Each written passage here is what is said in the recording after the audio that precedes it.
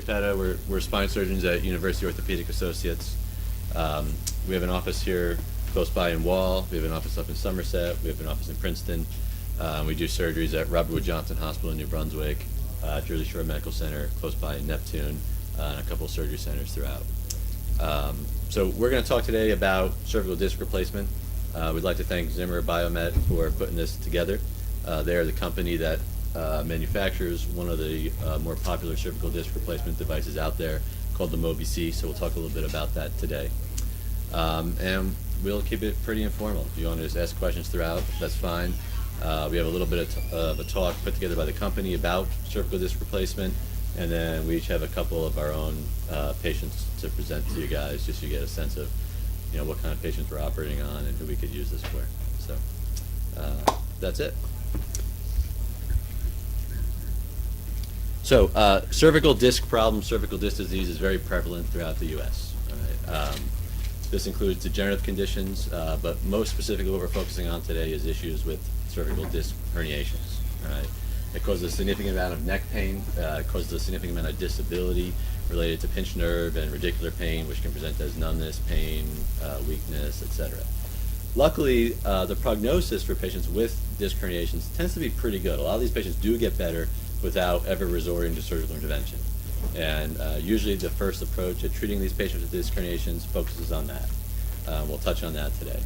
But a fair number of patients don't improve.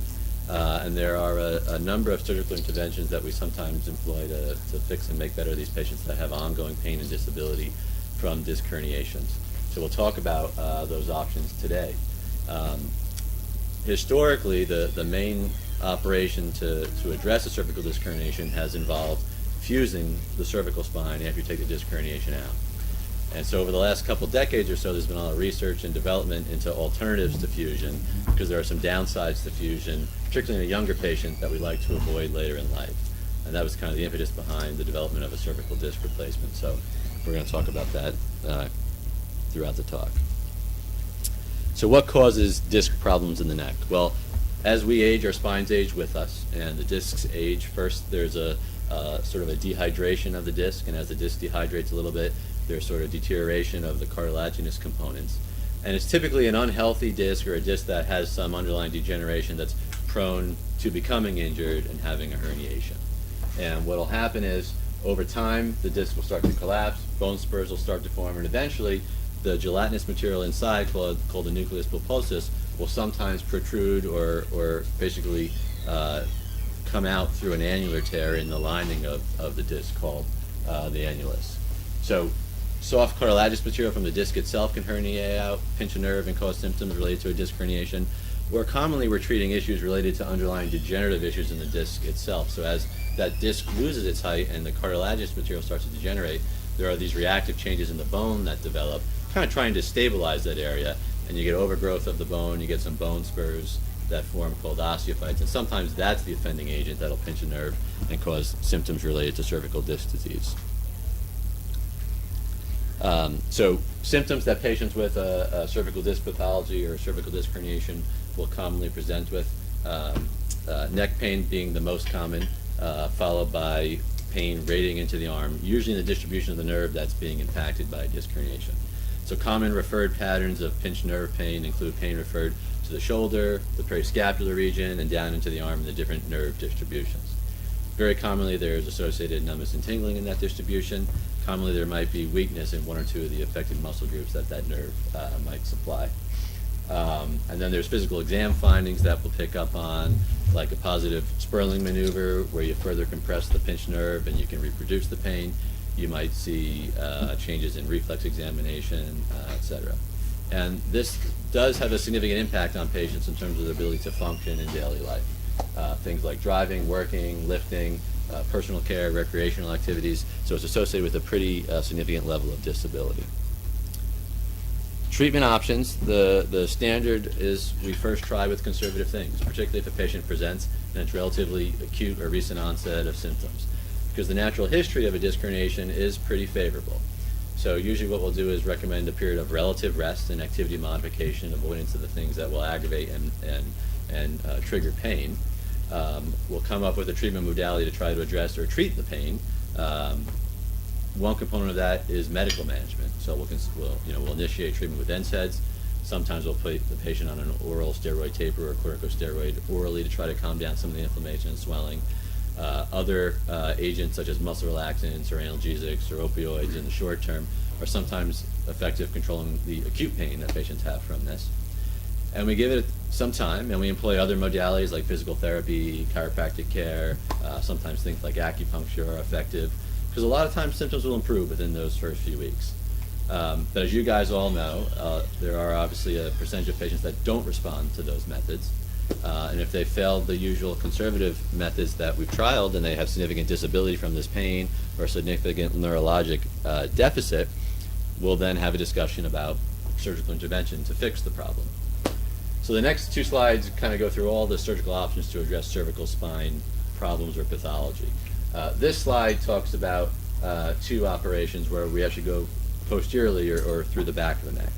The first of which is called the foraminotomy or laminoforaminotomy. So this operation is probably the least commonly employed to address a cervical disc herniation in the neck, but in certain scenarios we can use it. And the concept behind a foraminotomy is we make an incision in the neck, we expose the back of the spine, we actually make a little opening in the back of the spine of the lamina, and sometimes for like a far lateral soft disc herniation, we can actually reach around, pluck that herniation out, take the pressure off the nerve, and relieve the patient's symptoms. But the issue is that a lot of cervical spine pathology cannot be approached or reached through a foraminotomy, right? Unlike the lumbar spine, for a disc herniation, almost exclusively going from the back, we have the ability to move the thecal sac out of the way, get the nerve roots out of the way, pluck the herniation out of the way. We can't do that in the cervical spine. We can't move the spinal cord out of the way, the resulting spinal cord injury. So we can't really approach or get to a lot of disc herniations in the neck from the back. And as a result, we often go from the front. This also talks about another posteriorly based procedure called the laminectomy. That opens up the spinal canal. That's typically done to address multi-level spinal stenosis due to multi-level disc herniations or cord compression or advanced arthritic changes. Not really commonly employed surgery for your run-of-the-mill disc herniations. The more common surgeries are the anteriorly based surgeries. And historically, the workhorse has been this ACDF, or what we call an anterior cervical discectomy and fusion operation. Historically, it's a great operation with good outcomes and high success rates. All right? What this involves is we make an incision, usually transversely oriented in the front of the neck, either going on the left side or the right side. Through that incision, we approach the anterior aspect or the front of the cervical spine. And what we do is we have to take out the entire disc to get to the spinal canal, where we take out the herniated disc or the offending agent, putting pressure on the cord or nerves, and we trim or resect any bone spurs. That allows us to do the neurologic decompression, right? Take the pressure off the nerve, take the pressure off the spinal cord. That's the reason we're there. That's the reason we want to do the surgery. And doing that's going to be what makes the patient feel better, right? But we just took an entire disc out, and doing so destabilizes the spine. So we have to do something with that disc space that's now left open. And what that has been historically is a fusion. So we put either a plug of bone called a bone graft, either your own bone, or nowadays is typically an autograft or piece of cadaver bone in that space. Alternatively, you can use like a plastic or a metal cage filled with bone graft in that space, and then very commonly a plate and screws in the front to hold it all together. And then over time, that disc space heals, it fills with your own bone basically, and you go on to achieve a solid bony fusion. Patients tend to have immediate relief of symptoms from the decompression component of the procedure, but we have to follow patients over time for months, almost as long as a year, to ensure that they achieve a solid fusion status with this operation. Disc replacement is sort of similar in concept, all right, but we avoid a spinal fusion, and we'll talk a little bit more about why. So again, we approach the spine from the front. It's anteriorly based surgery, all right? We take out the whole disc, and that allows us to remove any herniations, any overgrown bone spurs, make sure we adequately decompress the spinal cord and the nerves. But instead of putting a bone graft and a plate and screws to lock it all together, we put this artificial disc in its place because it's going to maintain the physiologic motion of the cervical spine. Keep going here.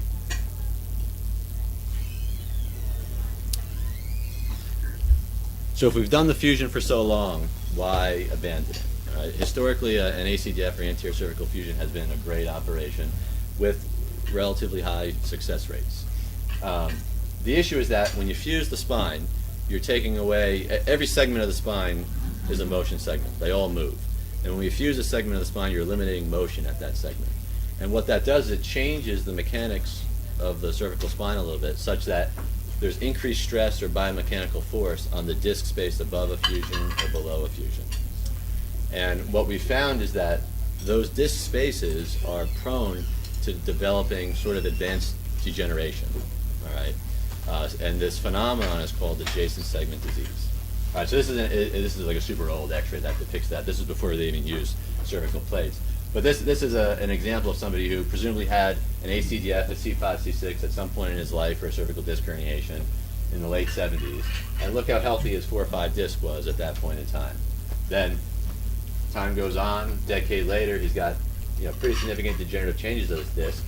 Used to be a tall disc, now it's collapsed. There's bone spurs on the end. And then further radiographs show at some point he was obviously symptomatic from this disc and had surgery to address that. So the reoperation rate is not negligible when you're doing a cervical fusion in somebody who's pretty young. And there have been a whole bunch of studies done on adjacent segment disease. The numbers are a little bit all over the place, but I usually kind of quote, we think the risk of developing an adjacent segment problem above or below a fusion that requires another operation later in life might be as high as 20%. So that's 1 in 5 patients. It depends on what study you read. So the concept behind the disc replacements is, well, let's maintain physiologic motion. So we decrease those altered forces on the discs above and below where the fusion was and try to minimize basically these risks of cervical fusion. So the companies that designed and created these disc replacements, and they were LDR at the time, now there's Zimmer Biomet with this Mobi-C device, were one of the leaders in the industry because they not only looked at it for 1 level cervical disc replacement, but they also looked at it at 2 level cervical disc replacement. And those of us who treat spine problems on a regular basis know it's very rare that we see a patient that just has a problem at 1 level, right? The degenerative cascade influences obviously multiple levels at a time. And ironically, I probably didn't, Dr. Chiapetta, we do more 2 and 3 level ACDFs than we do 1 level ACDFs, because the fact of the matter is patients have pathology at multiple levels. So the goals behind cervical disc replacements are less radiographic evidence of adjacent segment disease, fewer reoperations, better disability improvement, maintenance of motion, faster return to work. Those are the claims. But fewer operations implies that it's not just radiographic adjacent segment degeneration, it's also degeneration that's become clinically significant. So the Mobi-C device was designed back in the early 2000s in Europe. Went through a whole bunch of trials. I'm going to kind of gloss over this. This is the device, and I think we have some stuff to pass around, right, Dave?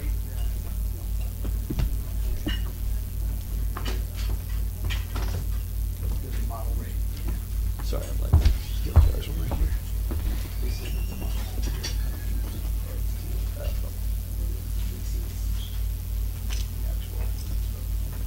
So we'll pass this around so you guys can see it. It's extraordinarily small and simple in design, but it works well. Maybe we'll start this one going this way. So that's a device implanted between 2 fake cervical vertebrae. This is the device just affixed to the insertion device. But you can see how small it is. It's basically, pass that around that way. It's basically 2 metal, I believe it's titanium end plates. It's coated with a substance that helps bone grow onto it. And in between the 2 metal end plates is basically a plastic, a PEEK polyethylene device that's mobile bearing, and it moves a little bit within the end plates, and it allows for restoration of flexion, extension, and lateral bending.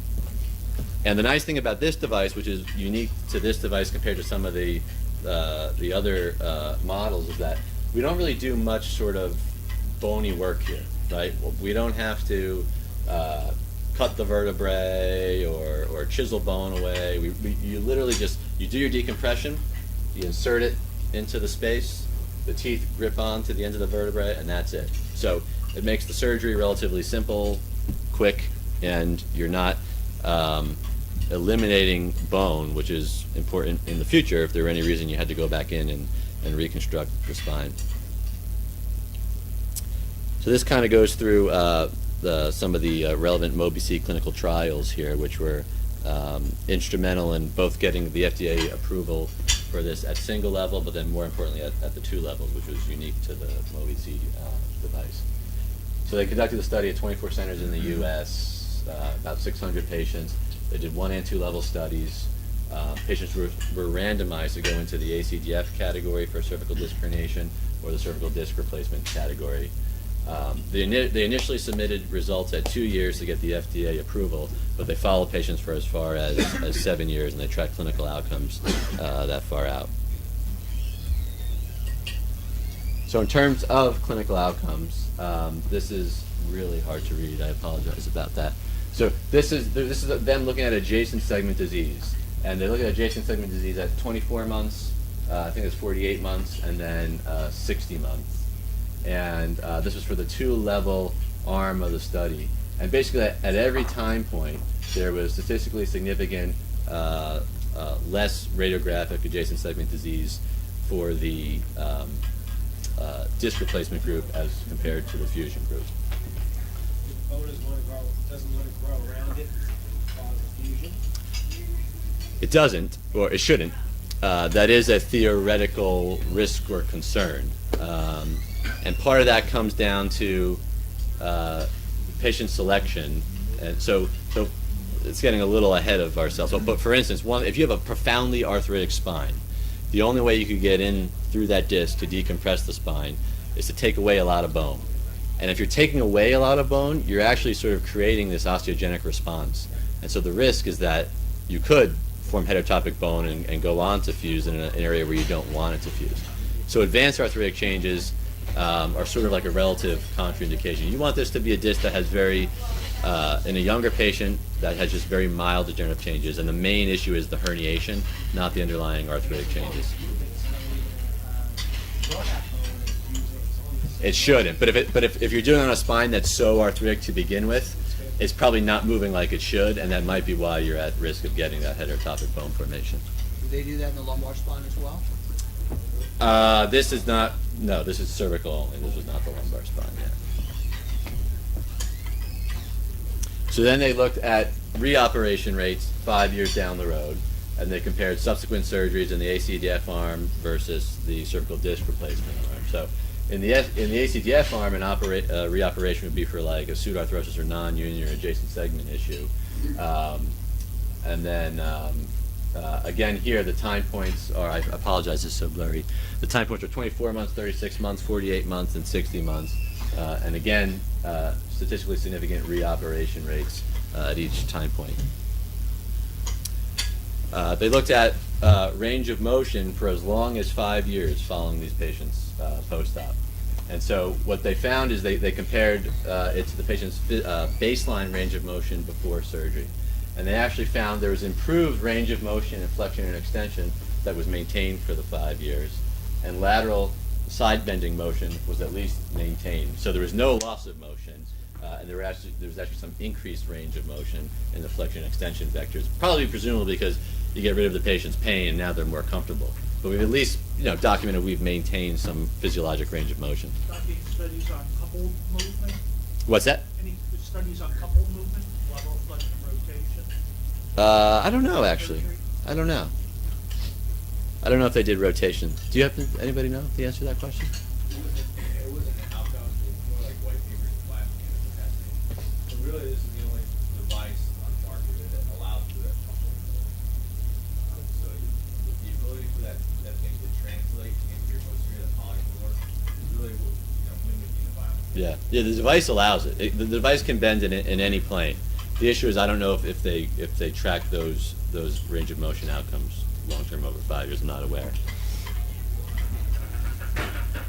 And then they looked at self-assessment clinical outcomes, one that we commonly use in cervical spine surgery, the Neck Disability Index. So it's a questionnaire that patients answer about, routine daily activities, personal care. Can I drive? Can I work? Can I read? Can I sleep? What's my level of pain? And a high score is bad in this case. It's a higher level of disability. So again, the cervical disc replacement, at least for the MobiC, demonstrated statistically significant better disability improvement over the fusion patients at each of the time points in the study. Return to work. Patients in the disc replacement category return to work quicker. On average for a 1-level surgery, it was a week quicker. On average for a 2-level study, it was about 3 weeks quicker. Some of that might be due to how we treat these patients post-op, okay? Our fusion patients, we're waiting for that fusion to heal. It has to fuse. So sometimes we'll put them in a collar for a period of time. Patients who are, manual laborers, do a lot of physically sort of demanding, intense work, we will often prevent them from going back to work for 2 months, 3 months. We want things to sort of start healing before they really start stressing their spine, because we don't want to risk a pseudoarthrosis or a non-union. With these disc replacements, we put them in. Once you recover from the initial pain for surgery, there's really no restrictions. You go back to your normal activity and go on with life. So I think that's kind of part of why you see the earlier return to work in the disc replacement patients over the fusion patients. Is there anything that they can't do, or you would advise them not to do? What if they were bodybuilders? But so there's not great data to support any of that. I don't give patients any strong sort of restrictions. Most patients that I've taken care of, they're going back to routine daily life. Even if it's things like bodybuilding, weightlifting, manual labor, I'm okay with that. One question that I suppose could come up would be like contact sports, like football. There aren't studies to support recommendations. If you turn to the fusion literature, there was a study published that said you could go back to contact football after a 1-level fusion or a 2-level fusion. Peyton Manning had a 2-level fusion, but it's contraindicated, or it's a relative contraindication to 3-level fusion or above.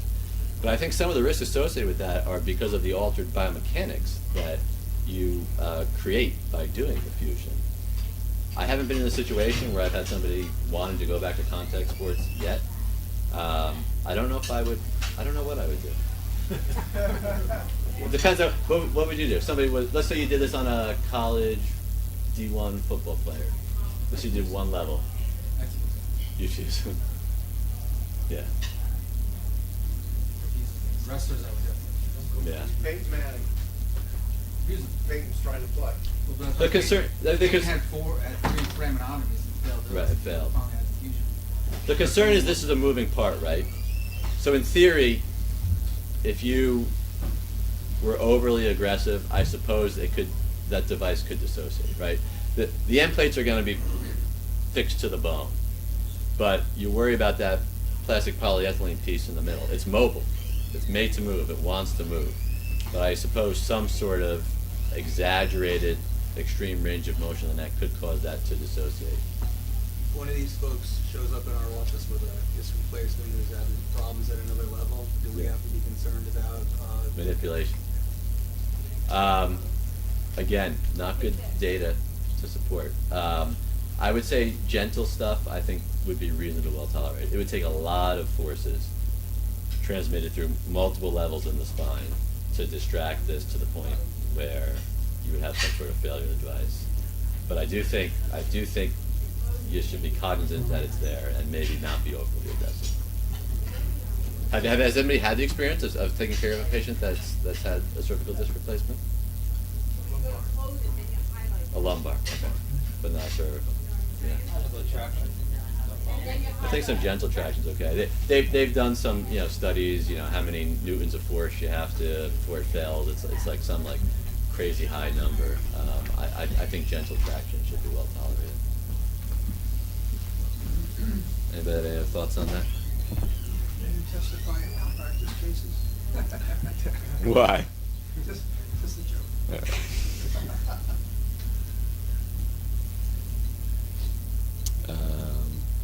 And then this is how they so they also went and said, okay, well, how do we define clinical success? So they kind of created these parameters, but they say, all right, a clinical success of either the ACDF study, the disc replacement study, is based on achieving a successful outcome in all 5 of these parameters.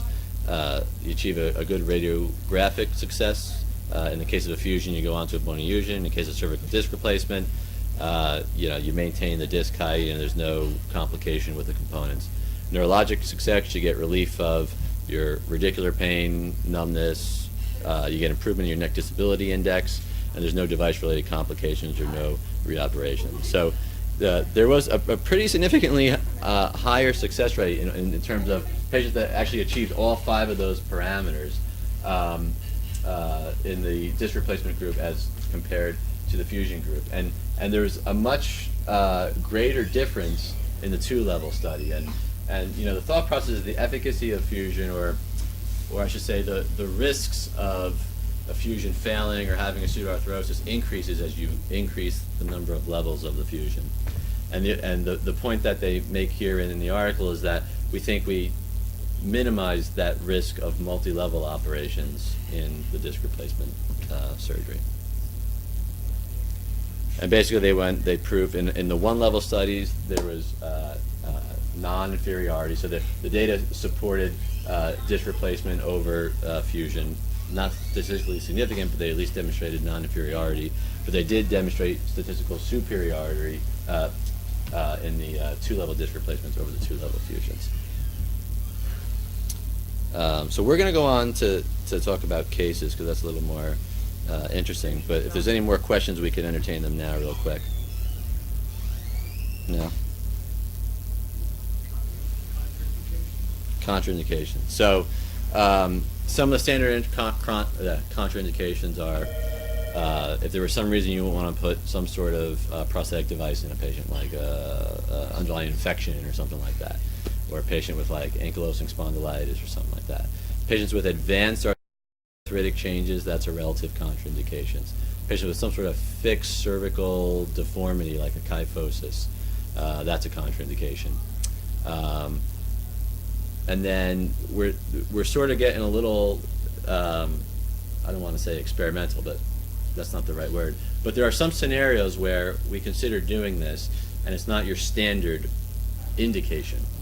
So a relative indication for this might be somebody who's had a previous fusion, and now they have a problem above that previous fusion. They did develop an adjacent segment disc herniation. You can go in and infuse that level 2. But you could also go in and do a disc replacement at that level. So a previous fusion is not a contraindication, a definitive contraindication, I guess is the point that I was trying to make. Kind of hard to see. Is there any metal in there, or is that all? It's, the end plates are metal, Okay. okay, and they rest against the vertebral end plates. What are the metal? That's titanium. Okay. And then the insert is polyethylene PEEK.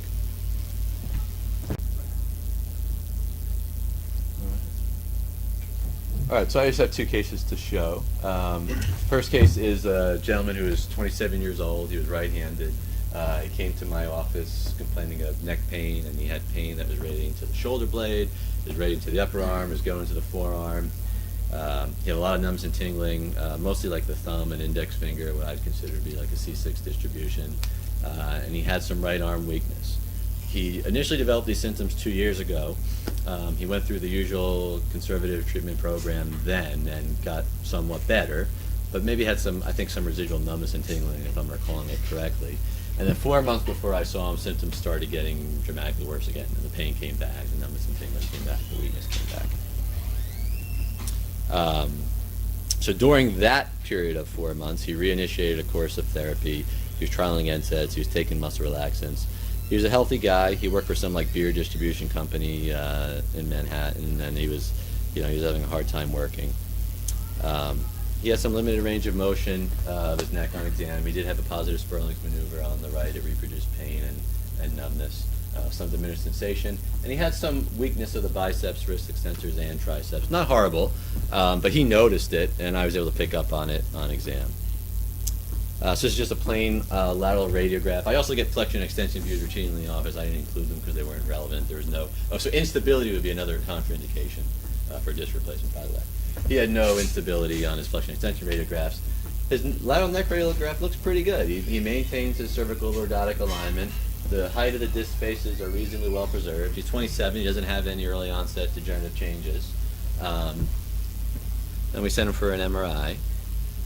And the MRI shows, so the sagittal doesn't look terrible. I think the sagittal was a little misleading. But if you look, you do see the discs at 5, 6, and 6, 7, maybe a little darker. You can definitely appreciate a protrusion here at the 6, 7 level. 5, 6 is a little harder to see what's going on the sagittal cuts. But if we look at the axial cuts, here's an axial cut through C5, C6. And you see he's got sort of this broad-based right-sided disc protrusion on the right here at C5, C6. And then at C6, C7, a little more centrally oriented, which is why I think this mid-sagittal cut picks up the C6, C7 one better. Had I shown you a parasagittal cut, I think we would have seen the C5, C6 better. But here your central disc protrusion at C6, C7. So he had pretty classic cervical radiculopathy from these 5, 6, and 6, 7 disc protrusions. He had been symptomatic on and off for a period of 2 years, but pretty bad for 4 months.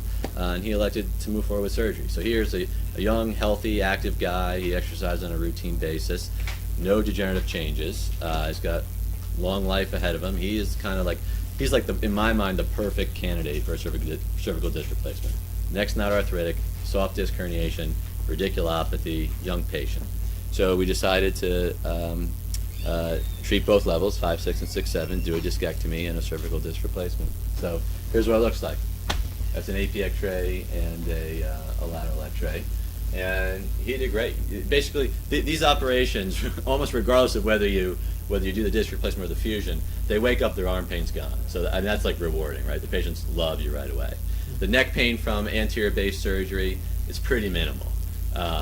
He had some numbness and tingling over like a few months. It took a while to resolve. In fact, last I saw him, I don't even know if it's completely resolved, but it's mild. His pain's gone, his strength improved, he's happy. So here's one. That was my first example. Second example is a guy, he's 45. He's right-handed. He's had about 6 weeks of neck pain. His symptoms are on the left. Bad radiating left arm pain, numbness. His weakness was a little more significant on the initial presentation. I saw him, I was kind of the, if I recall, I think I was like the first provider he came to. So I sort of initiated a conservative treatment program. We put him on some oral steroids, muscle relaxants. I'm incorrect. He had seen chiropractor for like a couple of weeks before he had come to see me. He does some manual labor, a lot of heavy lifting. He works for like Shell Oil Company or something like that. He's an otherwise healthy guy. He too had a positive Sperling's on exam. He had a little bit more significant weakness of his left arm. He was having numbness as well.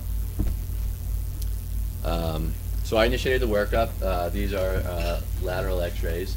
So with him, he is has slight straightening of his cervical lordotic alignment, as you can tell. All right. Now maybe some of that's related to spasm, but he does have some mild degenerative changes of this disc here, which is the C5, C6 disc. I don't look at that and say, oh my God, that's horrible. But the disc height's a little collapsed and narrowed. Maybe there's a little subtle retrolucentis here. To me, the other levels look pretty reasonable. He had flexion extension views too, didn't move. He did achieve some lordotic alignment with his extension views. Here's his MRI. This is kind of a crappy MRI, I apologize. This is the C5, C6 level. And I gave a parasagittal cut here because what's going on at C5, C6 on the left-hand side, it's a combination of a disc protrusion and an osteophytic bone spur. And you can appreciate that here on the axial view. You can see this neuroforamen is really narrowed right here by sort of what we call like a disc osteophyte complex. That's the C5, C6 level. And then C6, C7, again, really it's, you see the cord deflected slightly off to the side, but the main issue is here, he's pinching the exiting nerve root right here at C6, C7, the C7 nerve root. So that was his C6, C7 problem. So he had this going on for a few weeks. He didn't have much in the way of formal treatment. So I sort of initiated more of a formal conservative treatment program. I actually sent him for some formal physical therapy. And he wanted trial injections, so I referred him to a local pain management doc, and he had cervical epidural injection done. He came back 3 weeks later. He was feeling miserable then. He actually did get some temporary relief after the injection, but it only lasted a few days. The symptoms came right back. He felt PT was aggravating him. He had already basically pulled himself from work. He couldn't work anymore at that point, and he elected for surgery. So same thing on him, 2-level disc replacement. We did 2 levels, C5, C6, and C6, C7. You see, we got a much taller implant in at the C6, C7 level than we did at the C5, C6 level because that level was already collapsed. What was going on at 6-7 was pretty much just a soft disc, but at 5-6 I did have to resect some osteophytes and bone spurs to decompress the nerve roots. And he too is doing well. Woke up and his arm pain was gone. He's actually just a few weeks post-op. I did him a few weeks ago. So I've only seen him once so far post-op. But those are my 2 case examples. And now I guess we'll let Dr. Chiappetta give his. How do you put those sizes for those devices? Do you know what the size you need as you go in? No, we trial it. We trial it and we use it. They come in a few standard sizes, so we have a few options based on width, height, depth. We do this with fluoroscopy guidance, right? So we're making a clinical assessment based on how it fits and how it looks, and how it looks under radiographic guidance. And we're also looking at, in a disc that's not really degenerated, also looking, do we sort of restore the height of the adjacent disc above it or below it? Those are some of the parameters we use.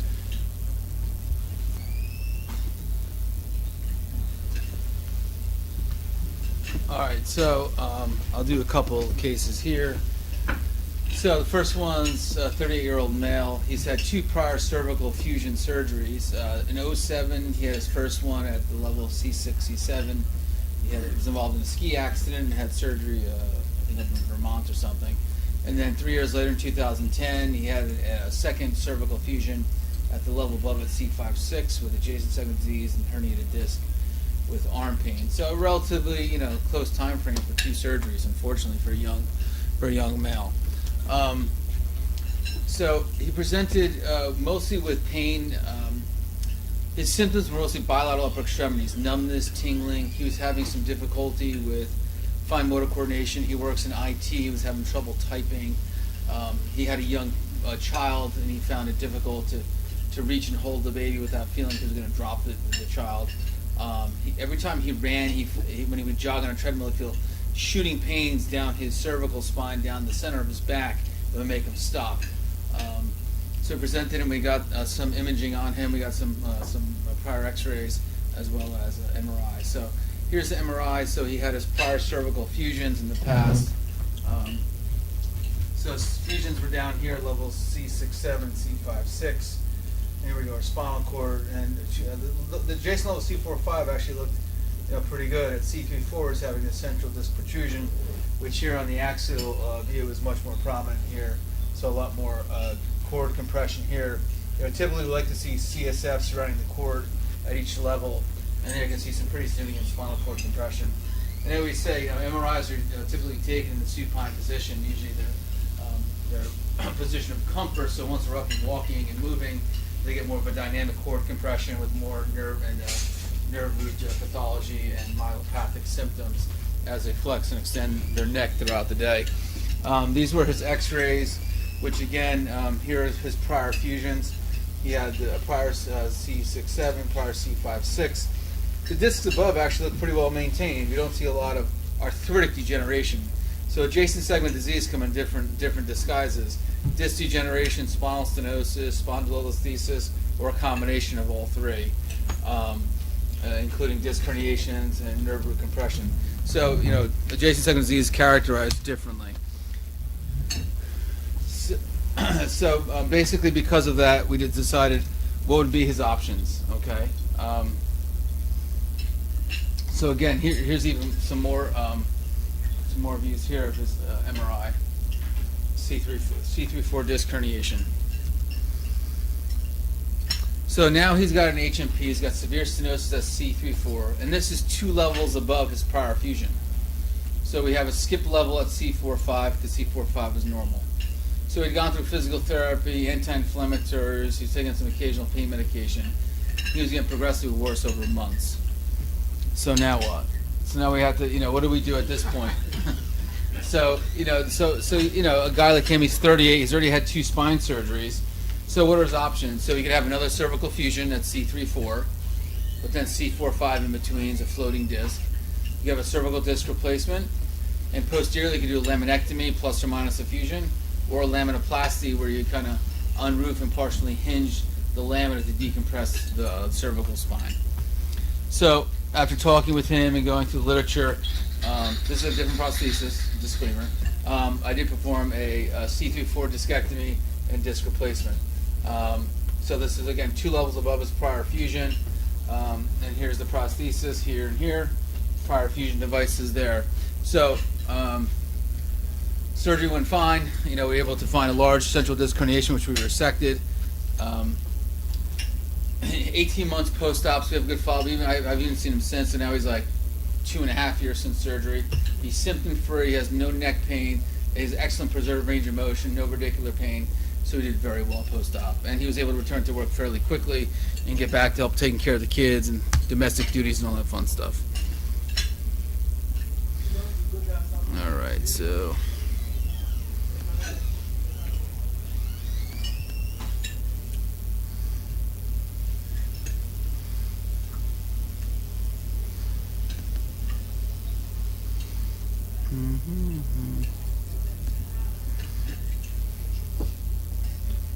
All right, so here's a second case. So this one's a little more of a winded history. So this is a 47-year-old female. She's right-hand dominant.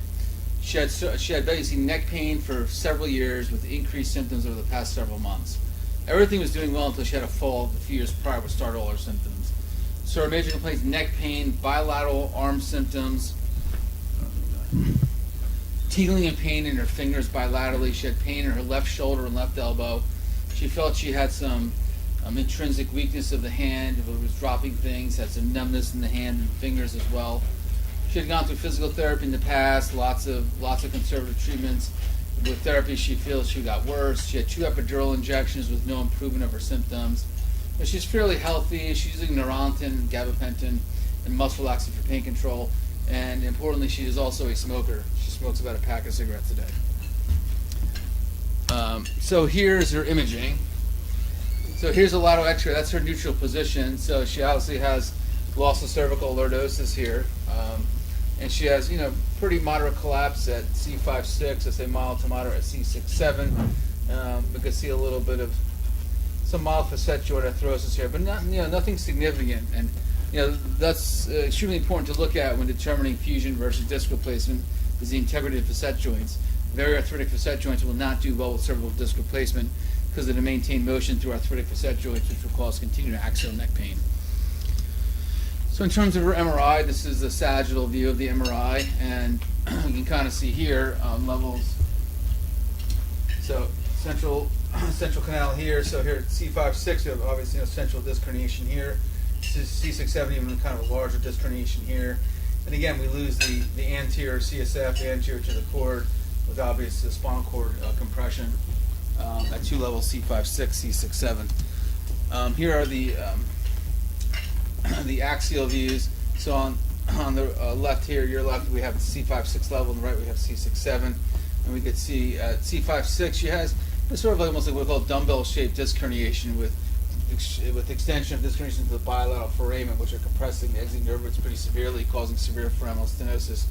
Here at C6-7, we can see a central disc herniation, more left-sided component as well, which would match with her left arm symptoms.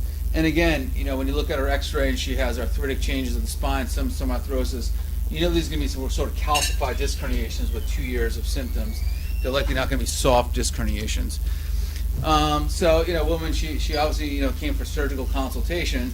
So, she said, well, they always ask, well, if I was your mother or wife, what would you tell me to do? So your options, you have a 2-level ACDF, you have a 2-level disc replacement, you can again go posteriorly and do a posterior-based laminectomy infusion, or you can just do a laminectomy alone and see how she does, which is never the right answer.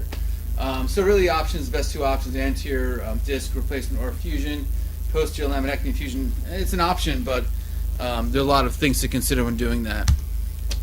So we went ahead and did a 2-level disc replacement on her. You can see excellent restoration of the disc height here compared to her pre-op films. That's excellent restoration disc height here. The facet joints are all nicely lined up. She still had a little bit of the cervical kyphosis, but that's just kind of how she's been built for years. She had a complete relief of her arm symptoms. And one thing to consider too for a surgical choice, since she did smoke, smoking has a 500% increased risk of pseudoarthrosis or lack of fusion, which is completely eliminated with cervical disc arthroplasty. So you never have to worry about her having a lack of fusion, having any sort of problems with the bone graft not incorporating. So these are other things we consider for these types of patients. So she did well post-op. She's now 5 months post-op. She went back to work after about 8 weeks. No arm pain, minimal to no neck pain, no narcotics, off all medications. So she did really well. I think that's it.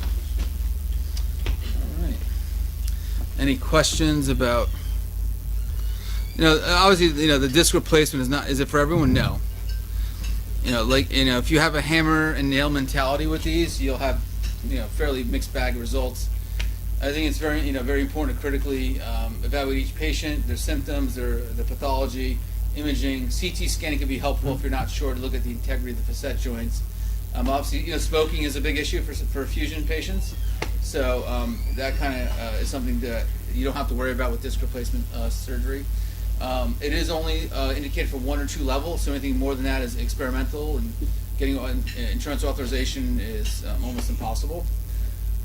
So a lot of things to consider with patients, and I think if you, like anything in life, if you put the right solution to the right problem, you get excellent results. If you operate on people with the wrong procedure for the wrong pathology, results will be fairly poor. So you try to be very critical and selective, and try to thoroughly think through and really scrutinize the imaging, scrutinize the x-rays and MRIs to make the best choice and best recommendations for the patients. So far I've had probably done about 35 disc replaced cervicals. I've had no revisions, no hardware failures, no prosthetic failures as of this, and no need for any adjacent segment surgery. And I've been doing them for 4 years now. So you put out rehab with it or not? If they'd like to, I tell them, rehab's a choice, it's an option, not mandatory. If, after a single level, so you're moving your neck, there's not a whole lot of stuff to do. So if you got good range of motion, get back in the gym, do some shoulder shrugs, some deltoids, do some low impact exercises, and that's pretty much it. I would say every patient's an athlete. Just their sport may be gardening, it may be playing video games, it may be doing something, but everyone has a goal to get back to. So I said, what do you want to do? And you tell me when you can do it. One thing I often think about is that this is a moving part that it can wear over time. And, we know from knee replacements that the polyethylene wears over time. And so I'm curious to see what the literature looks like in 20 years. Are we going to have failure of the prostheses in 20 years? Is there going to be bone loss surrounding the implants like you sometimes see in a total knee? But so far, I would call the results in medium term, they're outstanding. And the salvage of that would be a spinal fusion operation. You take the prosthesis out and you go in and you do a spinal fusion. But I don't know of anybody who's seen these wear yet in terms of how you see like a knee wear. I mean, biomechanically they've been cycled in the lab to mimic, whatever 40, 50 years of life, and they've held up pretty good. I mean, you're only suspending the weight of the head, so than other joint replacements, there's not a whole lot of force contact across the prosthesis. So that is the one advantage by just having the weight of the head to really support, which significantly decreases wear other than knee hip replacements. It is a concern. I mean, the patient should tell them and say, by then, I'll probably be retired and I won't care. But they'll probably have more newer technology at that time. Maybe they'll have something new that can be done easily and simply that can salvage that disc replacement. And I think after 40, 50 years of someone having disc replacement, it probably will autofuse at some point. I think just natural history of that will just kind of they may probably get such arthritic changes it'll kind of autofuse on its own and be stable. But we'll see. When you take the disc out, what keeps the two bones from approximating? Or does it stay? You put small pins in the vertebra above and below and kind of distract the space open. Kind of almost like jack it open with putting the pins in the vertebral body. You try to keep the pins parallel with the disc so it opens symmetrically, not fish mouths. That kind of helps.